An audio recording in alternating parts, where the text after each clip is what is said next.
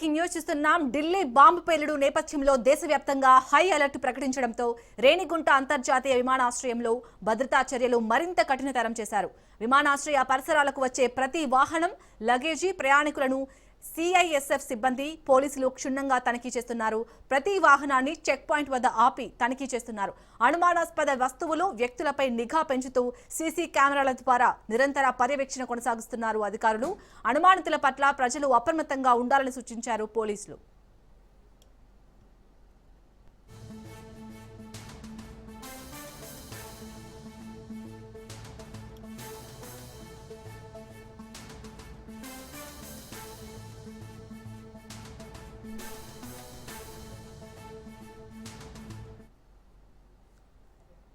Delhi bomb పేలుడు నేపథ్యంలో దేశవ్యాప్తంగా హై అలర్ట్ ప్రకటించడంతో రేణిగుంట అంతర్జాతీయ విమానాశ్రయంలో భద్రతా చర్యలు మరింత కఠినతరం చేశారు.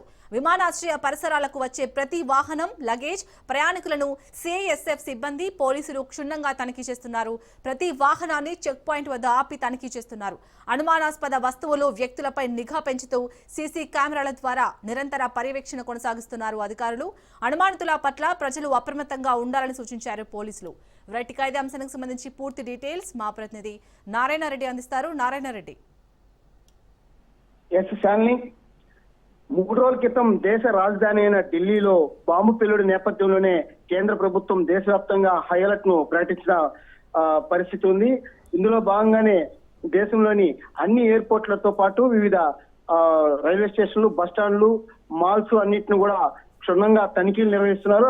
అదేవిధంగా నిన్న సాయంత్రం దేశంలోని 5 ప్రధాన ఎయిర్పోర్ట్లకు కూడా బాంబు బెదిరింపులు మెయిల్స్ వచ్చాయి. ఇందులో భాగంగానే హైదరాబాద్, ఢిల్లీ, ముంబై, చెన్నై, తిరువనంతపురం ఎయిర్పోర్ట్లకు కూడా పేల్చేస్తామంటూ ఈమెయిల్స్ రావడం జరిగింది. అంటే ప్రధానంగా 2 విమాన యానాలకు సంబంధించిన కంపెనీలకు, అంటే ఇండిగో, ఎయిర్ ఇండియాకు సంబంధించి కార్యాలయాలకు కూడా ఈమెయిల్స్ వచ్చిన క్రమంలోనే దేశంలోని కేంద్రం అన్ని ఎయిర్పోర్ట్లు కూడా హై అలర్ట్ ప్రకటించిన పరిస్థితి కనిపిస్తుంది. ఇందులో భాగంగానే తిరుపతి జిల్లాలోని రేణిగుంట విమానాశ్రయంలో కూడా హై అలర్ట్ ప్రకటించారు.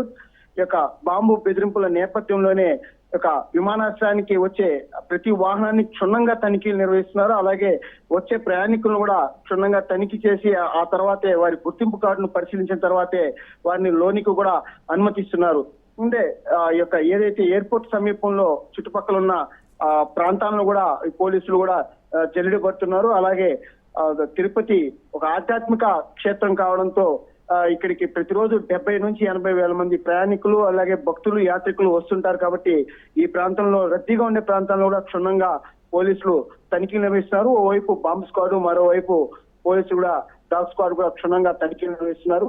ఎవరైతే అనుమానితులు ఉన్నారో వారిని అందరినీ కూడా అదుపులోకి తీసుకుని వారిని పూర్తిగా విచారించి వారి నుంచి సమాచారాన్ని కూడా సేకరిస్తున్నారు. వారికి సంబంధించిన గుర్తింపు కార్డును కూడా పరిశీలించి ఆ తర్వాత వారిని విడిచిపెడుతున్న పరిస్థితి కనిపిస్తుంది. అలాగే సీసీ కెమెరాలను కూడా మరింత పటిష్టం చేశారు. అంటే రైల్వే స్టేషన్, బస్టాండ్, రైల్వే అంటే ఎయిర్పోర్ట్ కు సమీపంలో ఉన్న సీసీ కెమెరాలను కూడా మరింత పటిష్టం చేశారు.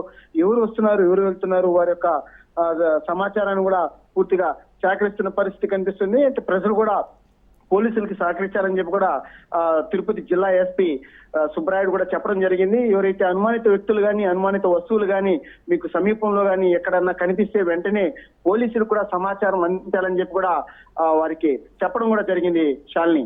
Right, thank you Narayana Reddy.